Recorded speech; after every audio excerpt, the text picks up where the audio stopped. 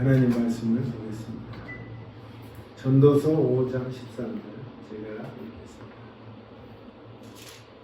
전도서 5장 13절에서 20절.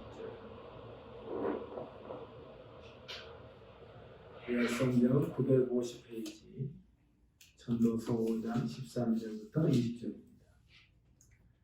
내가 살펴보니 해 아래에 큰 재앙이 있는데 그것은 재물이 그것을 축적한 자에게 해를 끼친다는 것이다. 또 투자를 잘못해서 재산을 날려버리니 그 아들에게는 한 푼도 돌아가지 않는다. 우리는 태에서 알몸으로 나올 때처럼 알몸으로 돌아간다. 손으로 수고한 그 어떤 것도 지니고 가지 않는다. 이것 역시 큰 재앙이다. 사람은 세상에 태어난 모습 그대로 돌아간다. 그렇다면 바람을 위해 수고한 것이 아닌가? 도대체 무슨 유익이 있는가? 사람은 평생 근심 중에 식사를 하고 크게 좌절하고 병들고 분노한다.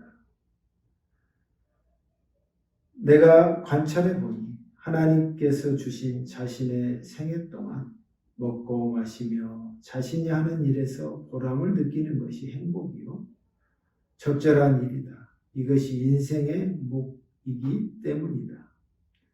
하나님께서 재산과 부를 주시고 또 그것들을 누리게 해주실 때 자기 몫을 받아서 자기 하는 일에 즐거워하는 것이 바로 하나님의 선물이다. 사람은 자기 삶을 심각하게 생각할 겨를이 없다. 왜냐하면 하나님께서 그의 인생에 즐거움에 빠지도록 만드시기 때문이다. 아멘. 기도하겠습니다. 은혜로우신 주님, 오늘도 주님의 은혜 가운데 우리가 건강한 모습으로 이 자리에 왔습니다. 하나님의 말씀으로 잘 받아서 한 주간을 은혜롭게 사는 그런 경험을 할 수 있도록 주님께서 축복해 주시옵소서. 오늘 말씀이 우리 마음 가운데 그대로 임재하게 해주셔서 그 말씀으로 우리의 삶이 잘 사는 큰 은혜가 임하게 하여 주옵소서. 예수님 이름으로 기도합니다. 아멘. 오늘 말씀의 제목은 가장 좋은 삶, 너무 뻔한 제목이기도 하지만 솔로몬이 부러워하는 삶, 이렇게 부제를 달 수 있겠습니다. 제가 오래전에 어떤 목회자만의 또 믿는 사람들의 세미나에 참석한 적이 있습니다. 뜬금없이 강사님이 이런 질문을 했습니다. 여러분 어렸을 때 꿈이 무엇이었습니까? 바라고 원하는 것이 무엇이었습니까? 하는 그런 질문을 했습니다. 그래서 마이크를 10사람을 돌아가면서 이야기했는데 어떤 분은 저는 돈을 많이 벌고 싶었습니다. 그 말이었습니다. 또 두 번째 분은 저는 하도 어렵게 살아서 부자가 되고 싶었습니다. 좋은 차를 몰고 싶었고 좋은 집에 살고 싶었습니다. 너무 가난했기 때문에. 그래서 우리 시대에도 저런 분이 요새 있구나 하는 것을 또 새삼 느꼈습니다. 또 어떤 분도 했습니다. 저는 좀 넉넉한 삶을 살기를 원했습니다. 돈에 전전긍긍하는 그 인생이 싫어서 돈 때문에 마음 아픈 일이었으면 좋겠습니다. 하는 것이 어렸을 때 가슴에 늘 묻어둔 그런 소망이었다 하는 그런 말이었습니다. 10사람이 말은 다르지만 다 똑같은 말이었습니다.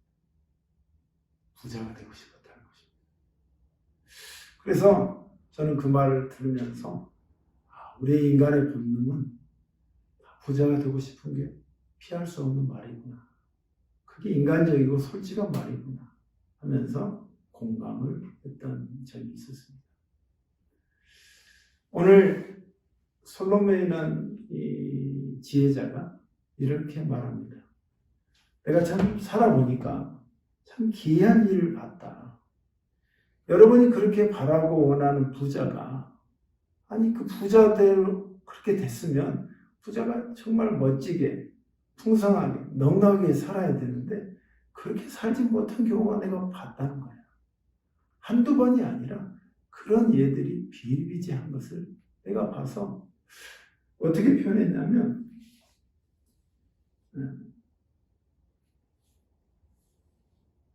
큰 재앙의다. 또 여기서 말하자면 아주 통탄할 일이다. 이렇게 표현하고 있습니다. 내가 참 세상에서 여러 인생을 관찰해보고 살펴본 바에 의하면 참 통탄할 일이고 이해할 수 없는 일이 있더라는 거예요. 그 첫 번째가 뭐냐면 오늘 13절에 나온 것처럼 내가 살펴보니 해 아래 큰 재앙이 있는데 그것은 재물이 그것을 축적한 자에게 해를 끼친다 하는 것이죠. 돈을 애쓰게 벌어서 고생 가운데 돈을 많이 벌었은 그 부자가 그 돈 때문에 자기가 해함을 당한다. 그 돈 때문에 자기가 고통을 당하는 것을 봤다. 이거 참 이해할 수 없다. 우리가 원하는 게 물질이고 우리가 바라는 게 물질적인 풍요고 돈인데 그것이 나를 목조이더라. 내 인생을 편안하게 해줄 줄 알았는데 그 인생을 더욱더 고통스럽게 하더라. 그렇게 말하는 것입니다. 또 뭐라고 하면 그 부자가 또 이해할 수 없는 게 이어서 있는데 투자를 잘못해서 재산이 날아가 버렸다. 그렇게 큰 부자가 잘못된 사람의 말을 듣고 옆에 사람의 게임에 빠져가지고 그냥 투자를 했더니 그냥 하나도 남김없이 날아갑니다. 그 큰 부잣집이 하루아침에 가장 추락해버린 모습을 봤다.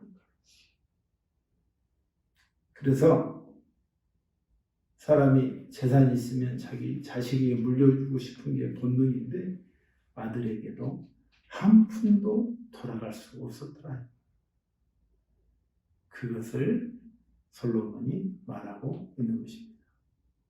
그러니까 오늘 말씀은 우리가 그렇게 바라고 원하는 부자가 되면 모든 게 만사형통하고 부자가 되면 모든 게 다 이루어지는 그런 것이 아니더라는 것을 말하고 있는 거예요.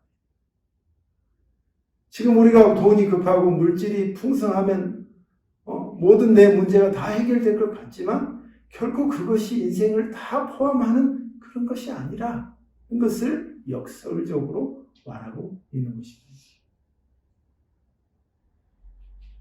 그러면서 한마디로 정의하기를 이해할 수 없는 것 첫 번째를 말하기를 우리는 태에서 알몸으로 나온다.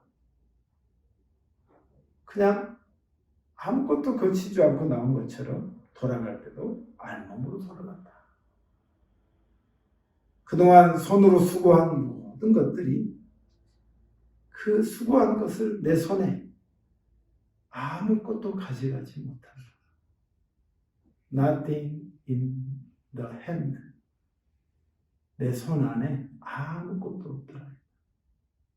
그것이 인생의 정확한 표현이다고 말하고 있는 것입니다. 이것이 솔로몬이 본 이해할 수 없는 첫 번째 케이스다. 사랑하는 성도 여러분, 우리는 그만큼 이 지혜의 말이 우리에게 들리지만 그 말이 그렇게 피부로 느껴지기가 어렵습니다. 그래도 나는 부자가 되면 그렇게 안 살 건데, 부자가 되면 나는 그렇게 결코 살지 않을 거야 하는 마음이 있기 때문에 그 말이 그렇게 강하게 들려지지 않는 것입니다. 여러분, 예수 안에서 오늘 이 말씀을 유념해서 예수 안에서 부자가 꼭 되셔서 이 말씀을 생각하면서 부자가 내 인생을 전부 다 커버해 주지 않는다. 부자가 된다 해서 인생이 정말 행복한 건 아닙니다. 를 깨달으시길 주의 이름으로 축복합니다. 자, 이상한 또 두 번째 일을 뭐라고 하냐면 또 큰 재앙이라고 하고 저는 이걸 표현을 이해할 수 없는 두 번째 이야기라고 하는 것입니다. 16절에 이제 말합니다. 그래서 이 표현을 이렇게 합니다. 이건 역시 큰 재앙이다. 사람은 세상에 태어난 모습 그대로 돌아간다. 그렇다면 바람을 위해 수고한 것이 아닌가? 도대체 무슨 유익이 있는가? 이 두 번째는 누구에 대해서, 아까는 부자에 대해서 이야기했다면 이 두 번째는 보통 사람에 대해서 이야기하는 것입니다. 사람은 뭐냐? 사람이 이해할 수 없는 게 뭐냐면 그냥 태어난 모습 그대로 돌아가는데 그리고 평생 동안 고생만 하다가 그냥 죽는 사람이 허다하다 이 말이에요. 왜 그렇게 인생이 다 이렇게 살까? 고생만 하다가 힘들게 살다가 죽는다. 힘들게 살다가. 그래서 그 고생의 표현을 이렇게 말합니다. 평생 밥을 먹어도 평생 근심 가운데 밥을 먹고 어떻게 살지? 어떻게 이것을 때우지? 어떻게 이것을 처리하지? 그렇게 하고 산다. 또 크게 좌절하고 해도 안 되고 무엇을 해도 안 된다. 우리가 자연인이란 프로를 가끔 보게 되면 그분들이 말하는 걸 잠깐 들어봐도 한번 잘 나가다가 추락할 때는 무엇을 해도 안 된다. 무엇을 해도 구멍가게를 하든 큰 걸 하든 다 날려먹는다. 이 인생이 참 희한하다. 사람으로 태어났으면 행복을 느끼고 기쁨으로 살아야 되는 것이 당연함에도 고생을 하고 먹을 때도 근심이 되고 근심이 떠나지 않고 자꾸 좌절이 되고 자꾸 실패만 하고 그렇다는 거예요. 그리고 결국 병들고 결국 인생이 짜증이 심화가 돼가지고 분노로 가득 찬 인생이 된다. 이것이 참 이해할 수 없는 두 번째 이야기다. 첫 번째 이야기는 부자인데 부자가 됐으면 잘 살아야 되는데 그렇지 못하다는 거고, 두 번째는 그냥 보통 사람이 또 그러면 보통 사람도 잘 살아야 되는데 그렇지 못하고 근심 가운데 고통 가운데 살다가 그 인생이 끝나는 걸 봤다. 이렇게 암울하고 비굴한 것이 인생의 한 모습이다. 이렇게 이야기하고 있는 것입니다. 여러분, 우리가 이런 모습을 볼 때 우리는 결코 이렇게 사는 인생이 되지 않기를 주님의 이름으로 축복합니다. 우리는 이 현실을 봤습니다. 하나님께서는 우리를 이것에 그대로 내버려 두지 않는 해결점을 보여주십니다. 그게 바로 세 번째 말씀인 것입니다.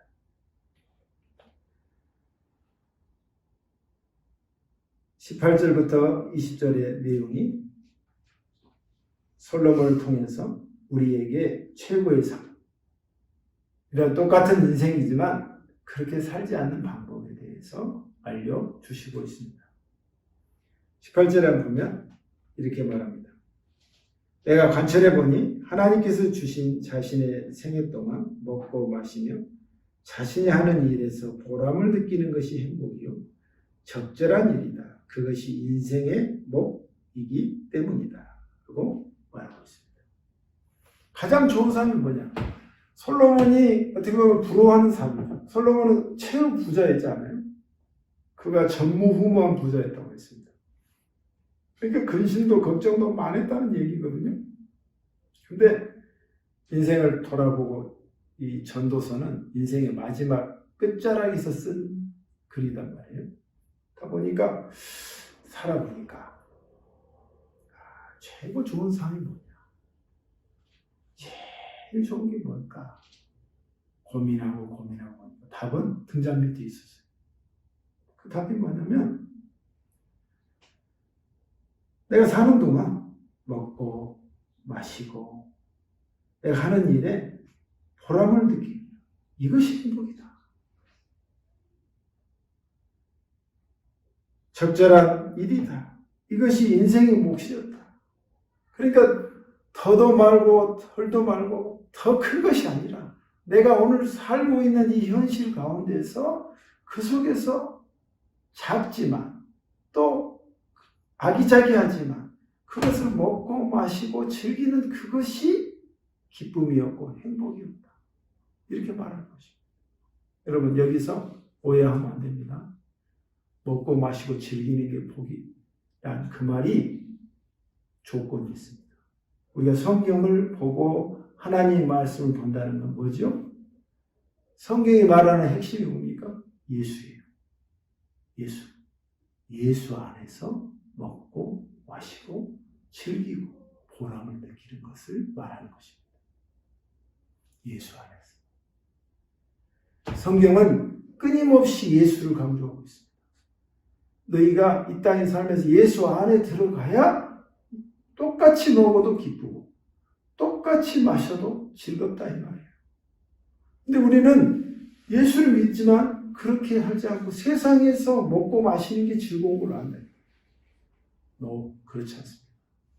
예수 안에서 먹고 마시는 것입니다. 먹어도 주를 위하여 먹고 마셔도 주를 위하여 먹는 거다. 그 말은 주를 생각하면서 먹고 마신다는 겁니다. 여러분 이것을 대놓고 하지 말고 그런 광신자로 비칠 수 있으니까 속으로 하나님께 먹을 때마다 주님 고맙습니다.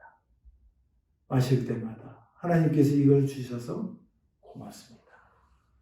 또 내 일에 하나님 내가 이렇게 가지만 내 일에 하나님께서 축복해 주셔서 너무 감사합니다. 이런 잔잔한 하나님과의 통화가 있을 때 여러분의 그것이 기쁘고 즐거움으로 남는다는 것입니다. 그래서 이 작은 것들이 보람을 느끼고 사는 게 행복이고 이게 참 아주 적절한 것이다. 적절한 것이다. 이것이 여러분의 인생의 몫이라는 것입니다.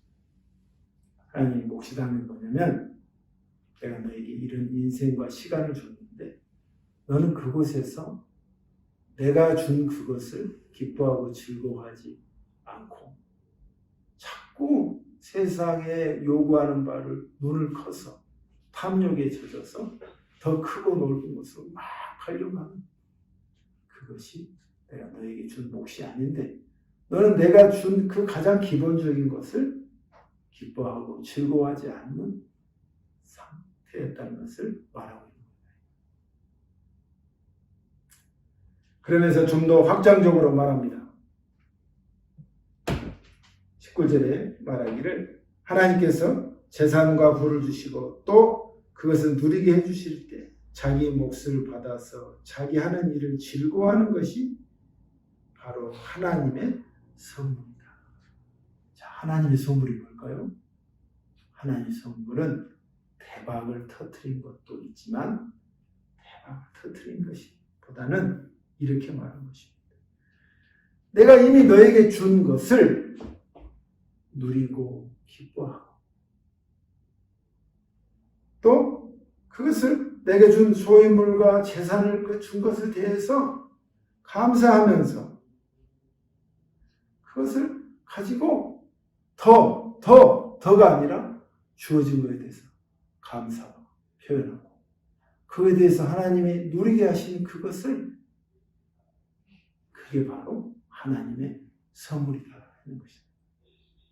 여러분 우리가 하나님께 하나님 더 주세요 하기 이전에 여러분이 지금 주어진 것에 대해서 하나님 고맙습니다. 감사합니다. 이곳에서 제가 잘 누리게 해주시옵소서. 내가 주신 하나님의 축복이 축복. 그것을 느끼면서 우리 주님께 더한 것을 요구하고 기도하시는 것이 그게 바람직하다는 것입니다. 마지막으로 말합니다. 가장 좋은 삶이 뭐냐? 사람은 자기 삶을 심각하게 생각할 겨를이 없다. 왜냐하면 하나님께서 그의 인생에 즐거움에 빠지도록 만드시기 때문이다. 여러분, 우리가 참 힘든 삶을 살아가고 있습니다. 너무 힘들 때가 많습니다.